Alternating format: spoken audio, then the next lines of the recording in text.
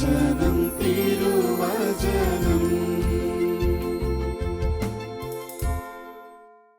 സ്നേഹമുള്ളവരെ, ദൈവകൃപ നിറഞ്ഞ നല്ല ദിനങ്ങൾ നിങ്ങൾക്കായി ആശംസിക്കുകയും പ്രാർത്ഥിക്കുകയും ചെയ്യണം. നമുക്കറിയാം, ഈ ദിവസങ്ങളിൽ ക്രിസ്മസിൻ്റെ ആരവങ്ങളൊക്കെ കഴിഞ്ഞ് പെരുന്നാളിൻ്റെ ഉത്സവമേളങ്ങളിലേക്ക് നമ്മുടെ ക്രൈസ്തവ സമൂഹങ്ങൾ ഉണർന്നെണീറ്റിരിക്കുക. എവിടെ യാത്ര ചെയ്യുമ്പോഴും പള്ളിയിലൊക്കെ പെരുന്നാളാണ്, അതിൻ്റെ ഒരുക്കങ്ങളാണ്, അതിൻ്റെ ആഘോഷങ്ങളാണ്. തീർച്ചയായും ഒരു വിശ്വാസ വർഷത്തിൽ ഇടവകാജിയിലൊക്കെ ജീവിക്കുന്ന അച്ഛന്മാരെ സംബന്ധിച്ചിടത്തോളം ഒരു പ്രധാനപ്പെട്ട ഘട്ടമാണ് ഈ പെരുന്നാൾ നടത്തുക എന്നുള്ളത്. സാധാരണ നോട്ടീസിലൊക്കെ തിരുനാൾ എന്നാണ് അടിച്ചു വെക്കുന്നത്, പക്ഷെ നമ്മൾ പറയുന്നത് പെരുന്നാളെന്നാണ്. തിരുനാൾ എന്ന് പറഞ്ഞാൽ തിരു പ്ലസ് നാൾ, വിശുദ്ധമായ നാൾ എന്ന് അർത്ഥമാക്കുന്നത്. പക്ഷേ നമ്മൾ പറയുന്നതൊക്കെ പെരുനാളാണ്, പെരുത്ത നാൾ, വലിയ നാൾ. ഒരു ദിവസത്തെ ചെണ്ടമേളങ്ങൾ, അലങ്കാരങ്ങൾ, വാദ്യഘോഷങ്ങൾ, കലാപരിപാടികളായിട്ടങ്ങ് പൊലിപ്പിക്കുകയും പെരുപ്പിക്കുകയും ചെയ്യുമ്പോൾ പെരുന്നാളായിരുന്നു. തീർച്ചയായും വിശ്വാസ ജീവിതങ്ങളിൽ ഇത്തരത്തിലുള്ള ആഘോഷങ്ങൾക്കും ഇത്തരത്തിലുള്ള കൂട്ടായ്മകൾക്കും ഒക്കെ പ്രസക്തിയുണ്ട്. അതാണ് പലരെയും ഒന്നിപ്പിച്ച് നിർത്തുകയും ചേർത്ത് നിർത്തുകയും ചെയ്യുന്നത്. പക്ഷെ അതേ സമയത്ത് ആ തിരുനാളുകളുടെ ആത്യന്തികമായ ചൈതന്യം കൂടെ നമ്മൾ കുറേയും കൂടെ ഹൃദിസ്ഥമാക്കാൻ ശ്രമിക്കണം.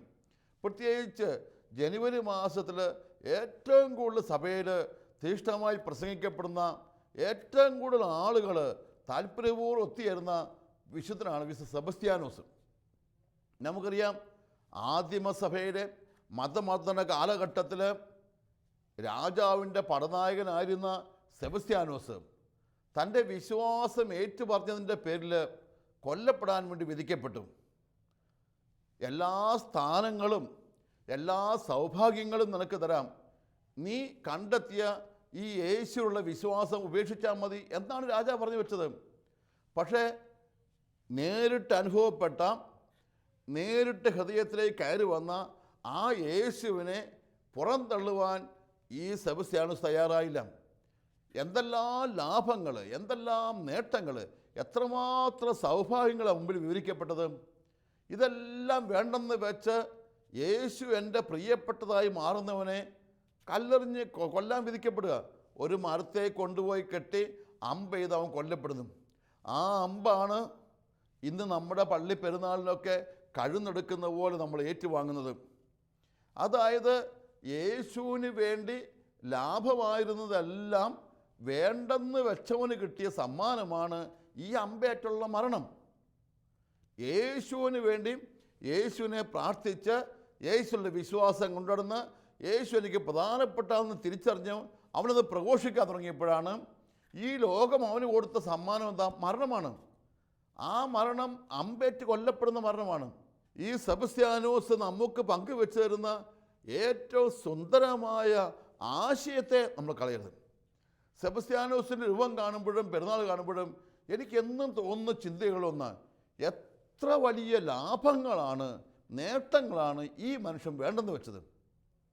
കിട്ടാമായിരുന്ന, നേടിയെടുക്കാനുമായിരുന്ന വലിയ ലാഭങ്ങളുടെ ഔന്നത്യങ്ങൾ വേണ്ടെന്ന് വെക്കാൻ കാണിച്ച ധൈര്യമാണ് സെബസ്ത്യാനോസിനെ വിശുദ്ധനാക്കുന്നത്. പ്രിയപ്പെട്ടവരെ, ഇന്ന് ക്രിസ്തീയ സമൂഹത്തിന് നഷ്ടപ്പെട്ടു പോകുന്ന ഇതാണ്. താൽക്കാലിക ലാഭങ്ങളെക്കുറിച്ച് മാത്രമേ എല്ലാവരും ചിന്തിക്കുന്നുള്ളൂ. തൊട്ടു മുമ്പിലത്തെ ലാഭം, ഈ ആഴ്ചത്തെ ലാഭം, ഈ മാസത്തെ ലാഭം, അല്ലാതെ നിലനിൽക്കുന്ന ലാഭങ്ങളും നിലനിൽക്കുന്ന നന്മകളും പലരുടെയും ഓർമ്മകളെന്ന് പോലും പോയിരിക്കുക. നമുക്കറിയാം, വിശുദ്ധ ഗ്രന്ഥം ക്രിസ്തു മതത്തിൻ്റെ കാതൽ എന്താണെന്ന് നോക്കണം. മത്തായി സുവിശേഷം 6:19 പഠിപ്പിക്കുന്നുണ്ട്, നിങ്ങൾ ഈ ഭൂമിയിൽ നിക്ഷേപം കരുതി വെക്കരുത്, തുരുമ്പും കീടങ്ങളും നശിപ്പിക്കും, കള്ളന്മാർ മോഷ്ടിച്ചുകൊണ്ട് പോകും, എന്നാൽ നിങ്ങൾ സ്വർഗത്തിൽ നിക്ഷേപം കരുതി വെക്കുവിൻ. ആ നിക്ഷേപം ഇവിടെ വിലപ്പെടുകയില്ലെങ്കിലും അവിടെ നിനക്ക് വിലപ്പെട്ടതായി മാറും നിക്ഷേപം. പക്ഷെ ഇന്ന് ഈ വാചകത്തെ ആര് കാര്യമായി എടുക്കുന്നില്ല. ഇവിടെ നല്ല വീട് വെക്കുന്നു, ഇവിടെ നല്ല ജോലി ഉണ്ടാകുന്നു, ഇവിടെ നല്ല സൗഭാഗ്യം ഉണ്ടാകുന്നു എന്നൊക്കെയുള്ള താഴ്ന്ന തരം ചിന്തകളിലേക്ക് ഒരുപാട് പേര് അധപ്പതിക്കുന്നു എന്നതാണ് ക്രിസ്തീയതയുടെ ഏറ്റവും വലിയ പരാജയം. അവർ ജീവിതത്തിൻ്റെ ലാഭങ്ങളുടെ മുമ്പിൽ നിന്ന് ആ വിശ്വാസത്തെക്കുറിച്ച് ചിന്തിച്ചുകൊണ്ടിരിക്കുന്നത്. കുഞ്ഞുണ്ണി മാഷിൻ്റെ പ്രസിദ്ധമായ കവിത നമ്മൾ ധാരാളം പ്രാവശ്യം കേട്ടിട്ടുണ്ട്. പലരും പറഞ്ഞും പാടിയും കളിയാക്കിയും നമ്മൾ അറിഞ്ഞിട്ടുണ്ട്. എന്ത്? യേശുവിലാണ് വിശ്വാസം, കീശയിലാണ് ആശ്വാസം. യേശുവിലാണ് വിശ്വാസമെന്ന് എത്ര കാര്യമായി പ്രസംഗിക്കുന്ന പലരും പണത്തിൻ്റെ കാര്യം വരുമ്പോൾ ഇതെല്ലാം മറന്നു കളയുക. ഭൗതികമായ ലാഭം, നേട്ടം, ഇതുമാത്രമാണ് പലരുടെ മുമ്പിലുള്ള ചിന്ത. അതിനുവേണ്ടി നീതിയെന്നും സമരമെന്നും അല്ലെങ്കിൽ പ്രക്ഷോഭമെന്നും ഒക്കെയുള്ള ഒരുപാട് വാക്കുകൾ എല്ലാവരും പറഞ്ഞു വെക്കും. കാരണം അവൻ ഇവിടെയുള്ള ലാഭങ്ങളെ ചിന്തയുള്ളൂ. പക്ഷേ ക്രിസ്തുമതം നമ്മൾ ലക്ഷ്യമിടുന്ന ഇവിടെയുള്ളതല്ല പ്രിയപ്പെട്ടവരെ. വിശ്വാസ പ്രമാണം ചെല്ലുമ്പോൾ നമ്മൾ അവസാനം ചെല്ലു നിർത്തുന്നത് നിത്യജീവനിലും ഞങ്ങൾ വിശ്വസിക്കുന്നുവെന്നാണ്. നിത്യജീവനിൽ സ്വർഗത്തിലെത്തി അവിടെ നമുക്ക് ലഭിക്കാൻ പോകുന്ന നിത്യസമ്മാനങ്ങളെക്കുറിച്ചാണ് ക്രിസ്തുമതത്തിൻ്റെ ഏറ്റവും അടിസ്ഥാനപരമായ പഠനം. കേരളത്തിലെ ക്രൈസ്തവ സമൂഹം നേരിട്ട ഏറ്റവും വലിയ അപജയം എന്ന് പറയുന്നത് ഭൗതിക സുഖങ്ങളെക്കുറിച്ച് ഒരുപാട് ചർച്ച നമ്മൾ ഈ ഭൂമിയിലുണ്ടാക്കി. ഒരു കാലഘട്ടത്തിൽ ക്രൈസ്തവത ഉയർത്തിക്കൊണ്ടുന്നത് സ്നേഹത്തെക്കുറിച്ചായിരുന്നു, ത്യാഗത്തെക്കുറിച്ചായിരുന്നു, പങ്കുവെക്കലിനെക്കുറിച്ചായിരുന്നു. അതായിരുന്നു ക്രൈസ്തവികത റേഡിയേറ്റ് ചെയ്യുന്ന, പ്രസരിപ്പിക്കുന്ന ചിന്താധാരകൾ. എവിടെയോ ബിസിനസ് മാനേജ്മെൻറ്റിൽ ക്ലാസ്സുകളിൽ കേട്ട ഒരു വാചകം എൻ്റെ മുമ്പിൽ കടന്നു വരിക. Low aim is a crime. Low aim is a crime. ലക്ഷ്യങ്ങൾ താന്നു പോകുന്ന കുറ്റമാണ്. ഉയർന്ന ലക്ഷ്യങ്ങളിൽ ഉയർന്ന രീതിയിൽ പോകേണ്ടത് അതിനേക്കാൾ താന്നു പറക്കുന്നത് അപകടകരമാണ്, കുറ്റമാണ്.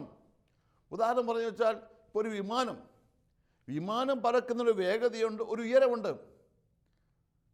ഏതെങ്കിലും പൈലറ്റ് ഇങ്ങനെ ചിന്തിച്ചെന്ന് കണക്കാക്കുക. പറന്ന് കുറച്ച് കഴിയുമ്പോൾ പൈലറ്റ് തോന്നി ഇത്രയൊന്നും പൊക്കത്തിൽ പറക്കേണ്ട കാര്യമില്ല, ഇത്രയൊന്നും വേഗത്തിൽ പറക്കേണ്ട കാര്യമില്ല. ഒരു 800 കിലോമീറ്റർ സ്പീഡിൽ പറക്കുന്ന വിമാനത്തിൻ്റെ പൈലറ്റ് ചിന്തിക്കുക, ഞാനിനി 200 കിലോമീറ്റർ വേഗത്തിൽ പറക്കുള്ളൂ. അല്ലെങ്കിൽ 3 കിലോമീറ്റർ മുകളിൽ കൂടെ ഉയർന്നു പോകുന്ന വിമാനത്തിൻ്റെ പൈലറ്റ് ചിന്തിക്കുക, ഞാനൊരു 1 കിലോമീറ്റർ താത്തിയാണ് പറക്കാൻ പോകുന്നത് എന്നൊക്കെ പറഞ്ഞത് സംഭവിക്കും. താന്നാൽ വിമാനം മലയിലോ ടവറിലോ പോയി ഇടിച്ച് തകർന്നു വീഴും. സ്പീഡ് കുറഞ്ഞു പോയാലോ വിമാനം താഴെ പോവും. ആ വേഗതയാണ് വായു പാളികളെ മുറിച്ച് മുന്നോട്ട് കൊണ്ടുപോകാൻ വിമാനത്തിന് സാധിക്കുന്നത്. അപ്പോൾ വേഗത കുറഞ്ഞാൽ, ഉയരം കുറഞ്ഞാൽ വിമാനം തകർന്നു പോകും. പ്രിയപ്പെട്ടവരെ, ആത്മീയതയിലും ഉയരങ്ങൾ കുറയാൻ പാടില്ല, വേഗതകൾ കുറയാൻ പാടില്ല. പക്ഷേ കുറേ നാളുകളായി നമ്മുടെ ക്രിസ്തീയതയുടെ ഉയരങ്ങളും വേഗതകളും കുറഞ്ഞു പോകുന്നതുകൊണ്ടാണ് ഒരുപാട് ദുരന്തങ്ങൾ കടന്നു പോകുന്നത്. അത് ചിന്താധാരയിലുണ്ടായ അധപ്പതനമാണ്. അതിൻ്റെ പ്രതിഫലനങ്ങൾ മാത്രമാണ് കൊച്ചു കൊച്ചു സംഭവങ്ങൾ. മുമ്പിൽ പോകുന്നവൻ്റെ, നേതാവായിരിക്കുന്നവൻ്റെ കാഴ്ചപ്പാടുകളിലുണ്ടായ അധപ്പതനം. ഇവിടുത്തെ വസ്തുക്കളാണ് പ്രധാനപ്പെട്ടത് എന്നുള്ള ആ ഒരു കാഴ്ചപ്പാടിലുണ്ടായ വ്യതിയാനമാണ് എല്ലാ തകർച്ചകളിലേക്കും അയച്ചിരുന്നത്. ഇന്ന് നമ്മുടെ കുടുംബങ്ങൾ ഓർത്ത് നോക്ക്. ഒരു കാലഘട്ടത്തിലൊക്കെ എത്രയോ യുവജനങ്ങൾ, എത്രയോ കുഞ്ഞുങ്ങൾ, എത്രയോ ആൺകുട്ടികൾ, പെൺകുട്ടികളൊക്കെ സന്യാസത്തിലേക്കും ദൈവവിളിയെക്കുറിച്ച് ചിന്തിക്കുമായിരുന്നു. കാരണം അവൻ്റെ മനസ്സിൽ യേശുവിനെക്കുറിച്ച്, യേശുവിന് സാക്ഷിയാകുന്നതിനെക്കുറിച്ച്, യേശുവിനുണ്ട് നന്മ ചെയ്തതിനെക്കുറിച്ചൊക്കെ വലിയ ചിന്തകളാണ് ഉയർന്നിരുന്നത്. ഈ ചിന്തയിൽ മാറ്റം വന്നു കഴിയുമ്പോൾ ജീവിതത്തിൽ തകർന്നു പോകും. ചിന്തകളാണ് ഔന്നത്യമായി നിൽക്കേണ്ടത്. അതുകൊണ്ടാണ് ഗീതാഞ്ജലിയിൽ ടാഗോർ പ്രാർത്ഥിച്ചിട്ടുണ്ട്, എവിടെയാണോ ചിന്തകൾ ഉന്നതമായി നിൽക്കുന്നത്, ശിരസ് ഉയർന്നു നിൽക്കുന്നത്, ജ്ഞാനം നിർഭയമായി നിൽക്കുന്നത്, അവിടേക്ക് രാജ്യത്ത് ഉയർത്തണമെന്നും. ഉന്നതമായ ദർശനങ്ങൾ കുറഞ്ഞു പോകാൻ പാടില്ല, ഉന്നതമായ ചിന്താധാരകളിൽ നിന്ന് നമ്മൾ താഴ്ന്നു പോകാൻ പാടില്ല. യേശുക്രിസ്തു ഇന്നും പ്രസക്തമായി നിൽക്കുന്നത് അവൻ ഉയർത്തിക്കാട്ടിയ നൂതനവും ശ്രേഷ്ഠവുമായ ചിന്താധാര കൊണ്ടാണ്. കണ്ണിന് പകരം കണ്ണ്, പല്ലിന് പകരം പല്ല് എന്ന് പറയപ്പെട്ടത് നിങ്ങൾ കേട്ടിട്ടുണ്ടല്ലോ. എന്നാൽ ഞാൻ നിങ്ങളോട് പറയുന്നു, അതായത് ഒരു സ്റ്റെപ്പ് കയറ്റുക, നിങ്ങൾ ഉപദ്രവിക്കരുത്, പീഡിപ്പിക്കരുത്, സഹോദരനെ പോഷാന്ന് വിളിക്കരുത്. അതായത് ഔന്നത്യമാണ് യേശുവിൻ്റെ നിലനിൽപ്പ്, സൗന്ദര്യം. സഭയുടെ സൗന്ദര്യം അതാ, ക്രിസ്ത്യാനിയുടെ സൗന്ദര്യം അതാ, ഔന്നത്യവും. ഈ തെങ്ങും മാങ്ങും തേങ്ങായും ഇത്തിരി മദ്യവും ഇത്തിരി കള്ളും ഏറ്റവും പ്രധാനപ്പെട്ട ഇക്കിളി രോമാഞ്ചങ്ങളായി മാറിപ്പോയതുകൊണ്ടാണ് ക്രിസ്തീയത ഇത്രമാത്രം കളിയാക്കപ്പെടുന്നത്. പ്രിയപ്പെട്ടവരെ, ബോധപൂർവ്വം നമുക്ക് ഉന്നതമായ ചിന്തകൾ തിരിച്ചു പിടിക്കണം. അത് ഇടയന്മാരും സഭയിലെ നേതാക്കന്മാരും സമൂഹത്തെ നയിക്കുന്നവരുമായ ആളുകൾ ഇനിയുള്ള കാലഘട്ടങ്ങളിൽ പ്രസംഗിക്കേണ്ടതും ചിന്ത കൊടുക്കേണ്ടതുമെല്ലാം ദൈവികമായ തീർത്ഥയാത്രയെക്കുറിച്ചായിരിക്കണം. സ്വർഗത്തെ ലക്ഷ്യമാക്കി യാത്ര ചെയ്യുന്നവരാണ് നമ്മൾ ചിന്തിച്ചായിരിക്കണം കൊടുക്കേണ്ടത്. അത് ഇവിടുത്തെ തേങ്ങായും മാങ്ങായും പറമ്പൊന്നും അല്ല പ്രധാനപ്പെട്ടത്. ഇവിടുത്തെ സുഖങ്ങളല്ല, നമുക്ക് ദൈവത്തിൽ എത്തിച്ചേരണം. ഒരു സന്യാസത്തിൻ്റെ മനസ്സിലേക്ക് ക്രൈസ്തവികതയെ ഒന്നും കൂടെ ഉയർത്തി പ്രതിഷ്ഠിക്കണം എന്നാണ് ഞാൻ പറഞ്ഞു വരുന്നത്. പ്രിയപ്പെട്ടവരെ, സാധാരണ കുടുംബങ്ങളിലൊക്കെയുള്ള സംഭാഷണ ശൈലികളൊക്കെ ഓർത്ത് വെക്കുന്നതാണ്. ഞാൻ സാധാരണ ഗ്രാമത്തിൽ കൂടെ വീടുകളിൽ കൂടെ പോകുമ്പോൾ 8ലും 9ലും പഠിക്കുന്ന ആൺകുട്ടികളും പെൺകുട്ടികളോടൊക്കെ ചോദിച്ചാൽ മോൻ ആരാകണം, മോൾ ആരാകണമെന്ന് ചോദിച്ചാൽ, അല്ലെങ്കിൽ 5ലോ 6ലോ ക്ലാസ്സിലൊക്കെ കുട്ടികളോട് ഭാവിയിൽ ആരാകണമെന്നൊക്കെ ചോദിച്ചാൽ, പ്രിയപ്പെട്ടവരെ, ഡോക്ടറും എഞ്ചിനീയറും ഉന്നത സ്ഥാനമൊക്കെ പറഞ്ഞാലും ഒരു 15-20 വർഷം വരെ ആരെങ്കിലുമൊക്കെ ഒരു പിള്ളേർ എനിക്ക് അച്ഛനാണെന്നും സിസ്റ്ററാണെന്നും പറയുമായിരുന്നു. ഇന്ന് സ്കൂളിലൊക്കെ പഠിപ്പിക്കുന്ന സിസ്റ്റർമാരും അച്ഛന്മാരും പറഞ്ഞു വെക്കുക, ഒറ്റ പിള്ളേർ പറയുന്നില്ല. കാരണം എന്താ? വീടുകളിൽ കൊടുക്കുന്ന ചിന്തയും സമൂഹം കൊടുക്കുന്ന ചിന്തയും എന്താ? പണം ഉണ്ടാക്കണം. എൻ്റെ ബന്ധത്തിൽപ്പെട്ടൊരു പെങ്കൊച്ച്, അവൾ 6ാം ക്ലാസ്സിൽ പഠിക്കുന്ന കാലഘട്ടം തൊട്ട് സിസ്റ്ററാകണമെന്ന് ഭയങ്കര ആഗ്രഹത്തോടെ പറയുമായിരുന്നു. അവൾ കൂട്ടുകൂടി ഏതോ സിസ്റ്ററിനെ കണ്ടും ഇഷ്ടപ്പെട്ടും. പക്ഷേ 10ാം ക്ലാസ് വരെ ആയപ്പോഴേക്കും അവളുടെ ചിന്ത മാറിപ്പോയി. ഇപ്പം 10ാം ക്ലാസ്സിലെത്തിയ മോള് സിസ്റ്റർ ആകുന്നില്ലെന്ന് ചോദിച്ചാൽ അവൾ പറഞ്ഞു, ഇല്ല, എനിക്ക് പഠിച്ച് നേഴ്സിംഗൊക്കെ പാസ്സായി, എനിക്ക് അയർലൻഡിലൊക്കെ പോയി, എനിക്ക് നല്ല വീട് വെക്കണം, എനിക്കെല്ലാ സൗകര്യങ്ങളുള്ള ജീവിതം വേണം. അതായത് സെക്സ് എന്ന വാക്കല്ല എൻ്റെ അർത്ഥം, ഭൗതികമായ നേട്ടങ്ങളാണ് പ്രധാനപ്പെട്ടതും. പിള്ളേരെയൊക്കെ കുഞ്ഞുനാൾ തൊട്ട് വീട്ടിൽ പറഞ്ഞുകൊണ്ടിരുന്നത്, മോള് പഠിക്കണം, മോൻ പഠിക്കണം, നല്ല മിടുക്കനായി പഠിക്കണം, എന്നിട്ട് ഒന്നെങ്കിൽ ഡോക്ടറാകണം, അല്ല IAS കാരനാകണം, അല്ലെങ്കിൽ മോന് അമേരിക്കയിൽ പോകണം, ഇംഗ്ലണ്ടിൽ പോകണം. ഇതെല്ലാം എന്തിനാണ്? ഭൗതികമായ നേട്ടങ്ങളാണ്. ഈ ഭൗതികമായ നേട്ടങ്ങൾ കൊണ്ട് മാത്രമേ ജീവിതത്തിന് അർത്ഥമുള്ളൂ എന്ന് ചിന്തിക്കുന്ന ആളുകളുണ്ടാകുമ്പോൾ പിന്നെ സന്യാസം എന്ന് പറയുന്നത് പുറന്തള്ളപ്പെടും. അതുകൊണ്ട് തന്നെയാണ് ആരും ദൈവവിളി, സിസ്റ്ററാകുക, അച്ഛനാകുക എന്ന് പറയുന്നതൊക്കെ ഈ ഭൗതിക നേട്ടം കിട്ടാനുള്ള ഒരു പ്രയാണമായി കണക്കാക്കാത്തതുകൊണ്ടപ്പം പാളിപ്പോവും. ചിലരൊക്കെ സന്യാസത്തിൻ്റെ ഉള്ളിലും പൗരോഹിത്യത്തിൻ്റെ ഉള്ളിലും പാളിപ്പോകുന്നത് എന്തുകൊണ്ടാണ്? അവർക്കിവിടെ ഭൗതികമായ നേട്ടങ്ങൾ നേടാൻ പറ്റാത്തപ്പോൾ അയ്യോ ഞങ്ങൾക്ക് ശരിയാകുന്നില്ലേ എന്ന് പറഞ്ഞാൽ ഇറങ്ങിപ്പോകുന്നതുകൊണ്ടാണ്. മറിച്ച് ദൈവരാജ്യത്തിന് വേണ്ടി ത്യാഗത്തോടെ വലിയ നേട്ടങ്ങൾക്ക് വേണ്ടി ജീവിക്കാനാകുമെന്ന് പഠിപ്പിച്ചവരാണ് ഒരു കാലഘട്ടത്തിലെ സമർപ്പിതരും വൈദികരും. ഈ ഒരു കാഴ്ചപ്പാട് നമ്മൾ വീട്ടിൽ കൊടുത്തു തുടങ്ങണം. ക്രിസ്ത്യാനി എന്നും ചിന്തിക്കേണ്ടത് ദൈവരാജ്യത്തേക്ക് ജീവിക്കാൻ വേണ്ടിയാണ്. സുവിശേഷം പ്രഘോഷിക്കാൻ പോകുന്നവനും വചനമനസ്സ് ജീവിക്കാൻ പോകുന്നവനൊക്കെ അവൻ്റെ ജീവിതത്തിൽ കുറേ കഷ്ടങ്ങളും വിഷമങ്ങളും ഉണ്ട്. പക്ഷേ ആ വിഷമങ്ങളും പ്രയാസങ്ങളും ജീവിക്കുമ്പോഴും ഈശോയ്ക്ക് വേണ്ടിയാണ്, ഈശോ അതിനെനിക്ക് പ്രതിഫലം തരും എന്ന് ചിന്തിക്കുന്നവന് അതിൻ്റെ സുഖം വലിയ സുഖം. അമ്പയേറ്റ് മരിക്കുമ്പോഴും സെബസ്ത്യാനോസ് അനുഭവിച്ച സുഖമുണ്ട്. പ്രിയപ്പെട്ടവരെ, വാളുകൊണ്ട് വെട്ടി മുറിക്കപ്പെടുമ്പോഴും തോമസ് മൂർ അനുഭവിച്ച സുഖമുണ്ട്. കാരണം യേശുവിൻ്റെ കൂടെ ആയിരിക്കുന്നതിൻ്റെ സുഖമാണ്. ആദിമ സമൂഹത്തിന് കാഴ്ചപ്പാടുണ്ടായിരുന്നു, വിശ്വാസ സമൂഹത്തിന് കാഴ്ചപ്പാടുണ്ടായിരുന്നു. അവർക്ക് ഇവിടുത്തെ നേട്ടങ്ങളെക്കാൾ നാഥ നിൻ്റെ കൂടി ആയിരിക്കുന്നതാണ് നല്ലതെന്ന ചിന്ത അവർ കൊണ്ടിരുന്നു. ഈ ഒരു അവബോധം നമ്മളെല്ലാ കാലത്തും കൊടുത്തുകൊണ്ടിരിക്കണം. ഇന്ന് സ്വന്തം ലാഭങ്ങളും മാത്രമേ ഉള്ളൂ, ഉയർന്നതില്ലാതെ പോയി. അതാ പ്രശ്നം. ചിലപ്പോഴൊക്കെ നമ്മുടെ കാലഘട്ടത്തിൽ നമ്മൾ കണ്ടുമുട്ടത്തില്ല ചില ആൺകുട്ടികളെയും പെൺകുട്ടികളെയൊക്കെ 10-20 വർഷമൊക്കെ അപ്പനും അമ്മയും താലോലിച്ചും വേദപാഠം പഠിപ്പിച്ചും എല്ലാം സ്നേഹിച്ചുകൊണ്ടുന്നോളും എവിടെയോ കണ്ടുമുട്ടുന്ന 5-6 മാസം അല്ലെങ്കിൽ 2-3 മാസം പരിചയപ്പെടുന്ന ഒരാളുടെ വാക്കും പഞ്ചാര വർത്താനം കേട്ട് ഈ വീടിനെ വിട്ടറിഞ്ഞിട്ട് പോവുക. എന്നിട്ട് അവൾ പറയുന്നത് എന്താണ്? എനിക്ക് ഇവനാണ് സ്നേഹം തന്നത്.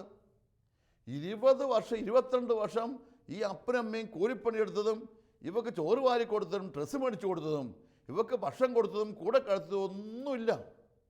അത് തൽക്കാലം കിട്ടുന്ന ഇത്തിരി പോരുന്ന ഒരു സുഖത്തിൻ്റെ നീർക്കുമിളയാണ് എല്ലാം ചിന്തിക്കുക. അതായത് വ്യക്തിപരമായ ലാഭങ്ങളല്ലാതെ മറ്റുള്ളവരുടെ പൊതുവായ ലാഭങ്ങളെക്കുറിച്ച് ആരും ചിന്തയില്ല. എനിക്ക് വ്യക്തിപരമായി നല്ലതെന്ന് തോന്നി, അതുകൊണ്ട് ഞാൻ പോയി. മമ്മിക്ക് സങ്കടമാണോ, പപ്പായ്ക്ക് സങ്കടമാണോ, ആർക്കെങ്കിലും സങ്കടമാണോ, ഇതൊന്നും ചിന്തിക്കുന്ന പോലുമില്ല. നമ്മൾ കഴിഞ്ഞ ദിവസങ്ങളിലൊക്കെ പത്രങ്ങൾ വായിച്ച പല വാർത്തകൾ നിങ്ങൾ ഇതിനോട് കൂട്ടിക്കൂട്ടി ചിന്തിക്കണം പ്രിയപ്പെട്ടവരെ. കഞ്ചാവ് അടിക്കാനുള്ള കാശ് കിട്ടാത്തതിന് പേരിൽ അപ്പനെ തല്ലിക്കൊന്നു. കാശ് ചോദിച്ചു കഞ്ചാവ് അടിക്കാൻ, ഇല്ലാത്തൊരു പേരിൽ വടിയെടുത്ത് അപ്പനെ തലക്കിട്ടടിച്ചു. അതായത് എനിക്കൊരല്പനിമിഷം കഞ്ചാവിൻ്റെ ലഹരിയിലാകുന്നതാണ് ഇത്രയും കാലം ജനിച്ച നാൾ തൊട്ട് കേട്ട പ്രമാണങ്ങളും കൽപ്പനകളൊക്കെ മറക്കാൻ പ്രേരിപ്പിക്കുന്നത്. അതായത് സ്വന്തം സുഖം മാത്രമേ ഉള്ളൂ എൻ്റെ അകത്ത്. പള്ളിയിൽ വെച്ച് ഇന്ന് മുതൽ മരണം വരെ സന്തോഷത്തിലും ദുഃഖത്തിലും ജീവിക്കണം എന്നൊക്കെ പറഞ്ഞ് പ്രതിജ്ഞയെടുത്ത് മുന്നോട്ട് പോയ ജീവിതം, 2 കല്യാണം കഴിച്ച് കുഞ്ഞുങ്ങളൊക്കെ ആയതിന് ശേഷമുള്ള ജീവിതം. ഞാൻ ഈയിടെ വായിച്ച ഒരു സ്ത്രീ 2 പിള്ളേരെ ഇട്ടിട്ട് 2 കുഞ്ഞുങ്ങളെ ഇട്ടിട്ട് വേറൊരുത്തരടുത്ത് ഒളിച്ചോടിപ്പോയി. 6 മാസമായി അയൽവക്ക് താമസിക്കുന്ന ഒരു മനുഷ്യൻ്റെ ഫോൺ കോളും പഞ്ചാര വർത്തമാനത്തിലും ഇത്രയും കാലം അവൾ പഠിച്ച പ്രാർത്ഥനകളും ഇവൾ കേട്ട പ്രസംഗങ്ങളും വേദപാഠ ക്ലാസ്സുകളും കുമ്പസാരങ്ങളും കൂതാശകളും എല്ലാം പോയി. അതായത് താൽക്കാലിക ലാഭത്തെക്കുറിച്ച് മാത്രം കണ്ണുടക്കി നിൽക്കുന്ന ഒരു തലമുറയാണ് മുമ്പിലുള്ളത്. ഈ ദിവസങ്ങളിൽ കേട്ടത് കുർബാനയ്ക്ക് ഒരു ഇടവകയിൽ കുർബാനയ്ക്കൂടും പെൺകുട്ടികൾ, +2കാരി കുട്ടി വരെ കുർബാനയ്ക്കൂടും. കുർബാന കൊത്തിനായൊക്കെ ഇട്ട് കുപ്പായൊക്കെ ഇട്ട് അരക്കെട്ടൊക്കെ ഇട്ട് ധൂപക്കുറ്റിയൊക്കെ എടുത്ത് പ്രാർത്ഥിക്കാൻ സമാധാനം ചെല്ലുന്ന മിടുക്കത്തിയായ സുന്ദരിയായ +2കാരി കുട്ടി ഞായറാഴ്ച കുർബാനയ്ക്ക് വരെ കൂടി പള്ളിയിൽ വായനയൊക്കെ നടത്തി എല്ലാവർക്കും ആശംസകൾ കൊടുത്ത് അവൾ തിങ്കളാഴ്ച കോളേജിൽ പോകുന്ന വഴിക്ക് കോളേജിൽ വെച്ച് അവൾ നേരത്തെ പ്ലാൻ ചെയ്തിരുന്നത് പോലെ തന്നെ ഒരു പൈനത്ത് ഒളിച്ചോടിപ്പോയി. എനിക്ക് അത്ഭുതം തോന്നിയത് എല്ലാം പ്ലാൻ ചെയ്ത് ബാഗിലൊക്കെ എല്ലാം എടുത്ത് വെക്കുമ്പോഴും ഇവൻ്റെ കൂടെ പോകാൻ വേണ്ടി എല്ലാ രേഖകളും ശരിയാക്കുമ്പോഴും യാത്രയ്ക്ക് ക്രമീകരിക്കുമ്പോഴൊക്കെ ഇവൾ പള്ളിയിൽ നിൽക്കുന്നു. അന്ന് കുർബാനയ്ക്ക് കൂടിയിട്ടുണ്ട്, അവൾ കുർബാന സ്വീകരിച്ചിട്ടുണ്ട്, അവൾ പ്രാർത്ഥിക്കാൻ സമാധാനം ചൊല്ലിയിട്ടുണ്ട്. അവൾ ആർക്കാണ് ഇവൾ സമാധാനം കൊടുത്തത്? അതായത് താൽക്കാലിക നേട്ടമാണ് ഏറ്റവും വലിയ ലാഭം എന്നൊക്കെ ചിന്തിക്കുന്ന ഒരു തലമുറയുടെ ഉപയോഗിക്കുക. പണം, സുഖം, ഇതൊക്കെയാണ് പ്രധാനപ്പെട്ടത്. ആരും സ്വന്തം ഇഷ്ടങ്ങൾ ത്യജിക്കാൻ തയ്യാറല്ല. സ്വന്തം ശരീരത്തെയോ സ്വന്തം താല്പര്യങ്ങളെയോ ത്യജിക്കാൻ തയ്യാറില്ല. ചെറുപുഷ്പ മിഷൻ ലീഗ് എന്ന സംഘടന സ്നേഹം, ത്യാഗം, സേവനം, സഹനമെന്ന് മുദ്രാവാക്യം വിളിച്ച് കുഞ്ഞുങ്ങളെ പഠിപ്പിക്കുന്നു. കേരളത്തിലെ മിക്കവാറും എല്ലാ ഇടവകളിലും ഈ ചെറുപുഷ്പ മിഷൻ ലീഗിൻ്റെ ശാഖകളുണ്ട്. കുഞ്ഞുങ്ങൾ മഞ്ഞയും പച്ചയും തൊപ്പിയും വെച്ചും മിഷൻ ഞായറാഴ്ച ആഘോഷം വളർന്നു വരിക, ഒരു പരിശീലനമാണ്. പക്ഷേ എനിക്ക് അത്ഭുതകരമായി തോന്നുന്നത് ഇങ്ങനെയൊക്കെ കടന്നു പോകുന്ന കുട്ടികൾ ജീവിതത്തിൽ പ്രത്യേക ഘട്ടം വരുമ്പോൾ എങ്ങോട്ടാണ് പോകേണ്ടതെന്ന് പറയുമ്പോൾ ഇതെല്ലാം വിട്ട് സ്വന്തം വഴിക്ക് തേടുക.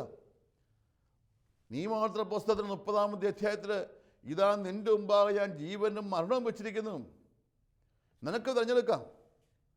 എൻ്റെ കൽപ്പനകളും പ്രമാണങ്ങളും പാലിച്ചാൽ നീ ജീവൻ്റെ വഴിയിലാണെന്നും അനുസരിക്കാതിരുന്നാൽ മരണത്തിൻ്റെ വഴിയിലാണെന്നും ഒക്കെ പറഞ്ഞ വചനം ഓർക്കണം.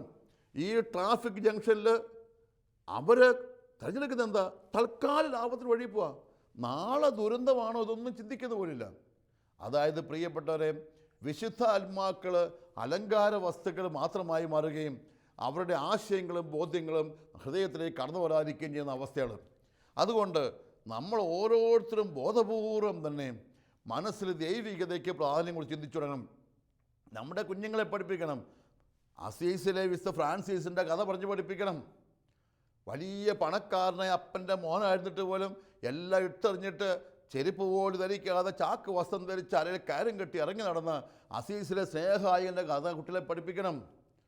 പാരീസ് സർവകലാശാലയിൽ ഔന്നത സ്ഥാനം ഉണ്ടായിരുന്നിട്ടും ഇതെല്ലാം വിട്ടെറിഞ്ഞിട്ട് ഇറങ്ങി പുറപ്പെട്ട ഫ്രാൻസിസ് സേവറിനെ കുറിച്ച് പഠിപ്പിക്കണം. ശരീരത്തിൻ്റെ സുഖങ്ങളേക്കാൾ ദൈവത്തിനുണ്ട് രക്തസാക്ഷിത്വം നേടേണ്ടി വരുന്നുവെന്ന മരിയ കുര്യത്തെക്കുറിച്ച് പഠിപ്പിക്കണം. സെബസ്ത്യാനോസിനെ പഠിപ്പിക്കണം. ആഘോഷങ്ങളുടെ അലങ്കാരങ്ങളായി മാറുകയല്ല, ഈ ത്യാഗത്തിൻ്റെ ശൈലിയാണ് ക്രിസ്തീയത. ഒരു ശൈലിയാണ് പ്രിയപ്പെട്ടവരെ, ഒരു ചിന്തയാണിത്, ഒരാശയമാണിത്, ഒരു ചടങ്ങല്ല. ഈ ആശയങ്ങൾ ഉള്ളിൽ നഷ്ടപ്പെട്ട് ഒരു ചടങ്ങായി മാത്രം മാറുമ്പോഴാണ് ഇതിന് കരുത്തില്ലാതെ പോകുന്നത്. അതുകൊണ്ട് ഇന്ന് നമുക്കറിയാം, നമ്മുടെ ഇടവാ സമൂഹങ്ങളിലൊക്കെ ഇത്തരത്തിലുള്ള ബോധവൽക്കരണം നമുക്ക് ആവശ്യമുണ്ട്.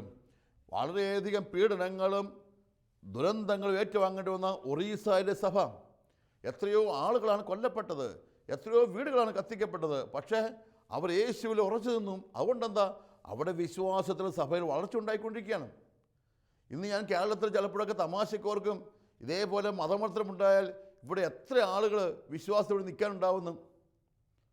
നീ നിൻ്റെ വിശ്വാസം ഉപേക്ഷിച്ചാൽ മാത്രമേ നിനക്ക് വിദേശത്ത് പോകാൻ പറ്റുള്ളൂ, നിനക്ക് പാസ്പോർട്ട് അനുവദിക്കുള്ളൂ എന്ന് പറഞ്ഞാൽ ഇവിടെ ഞാൻ ചിന്തിക്കുന്നു, പകുതിയിലധികം പേരെങ്കിലും പറയും എനിക്ക് വിദേശത്ത് പോയാൽ മതി, ഞാൻ എൻ്റെ ക്രിസ്ത്യാനി പേരെ കളയാൻ തയ്യാറാണ്.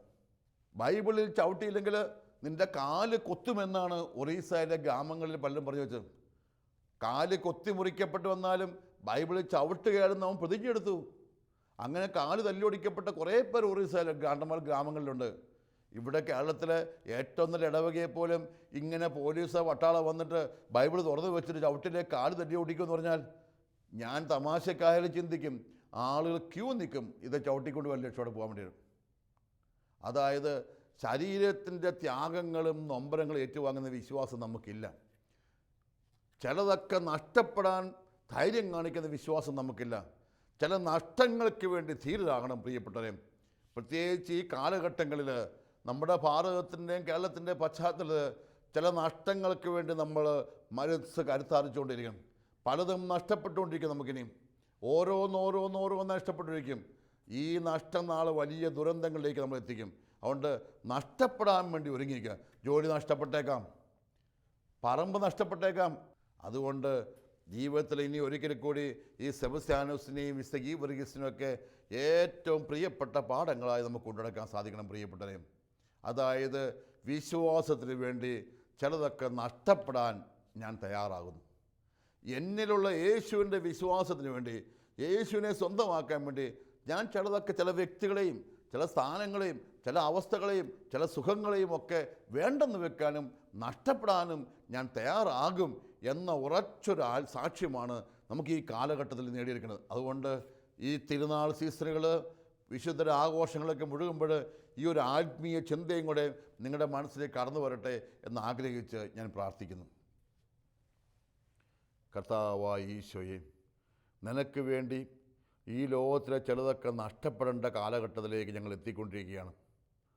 ഞങ്ങൾ വളരെ പ്രധാനപ്പെട്ടതായി കണക്കാക്കുന്ന ആരോഗ്യമാകാം, അഭിമാനമാകാം, സമ്പത്താകാം, സുഖലോലുപമായ അവസ്ഥകളാകാം. ഇതൊക്കെ നഷ്ടപ്പെടുമ്പോഴും നിന്നെ മുറുകെ പിടിക്കാനുള്ള തീഷ്ണത ഞങ്ങൾക്ക് നൽകണമേ.